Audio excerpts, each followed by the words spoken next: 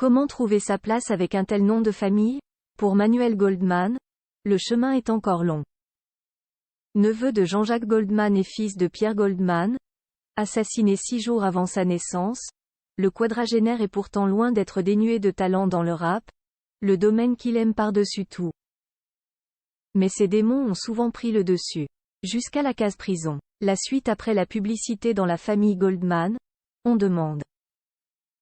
Le neveu. À 44 ans, Manuel Goldman a tout tenté pour se débarrasser de ce nom si célèbre.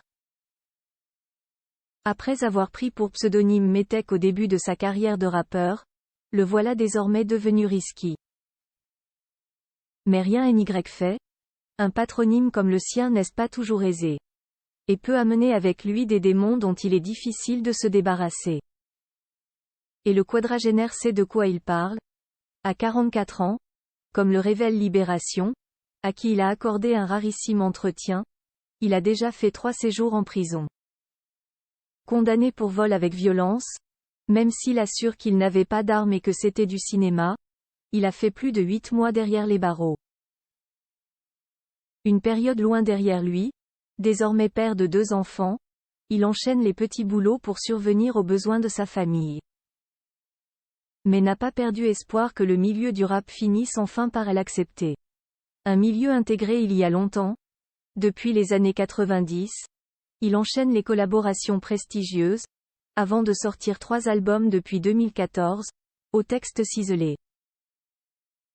Pourtant, aucun n'a vraiment percé.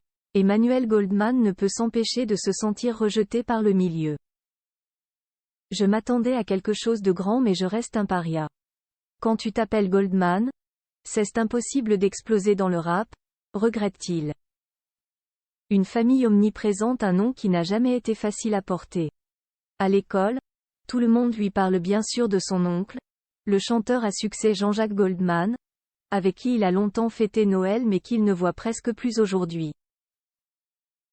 Mais aussi, et c'est plus douloureux, de son père, le militant d'extrême gauche Pierre Goldman. Un père qu'il n'a pas connu. 6 jours avant sa naissance, Pierre Goldman est assassiné par plusieurs hommes, toujours inconnus aujourd'hui, qui lui tirent dans le dos. Un autre poids à supporter, surtout qu'il n'a appris les circonstances de sa mort qu'à 7 ans, grâce à un camarade de colonie de vacances.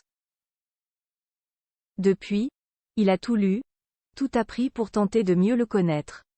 Mais le film de Cédric Kahn, récemment sorti au cinéma, qui traite du procès fait à son père pour le meurtre de 2 pharmaciennes, ne lui a pas plu.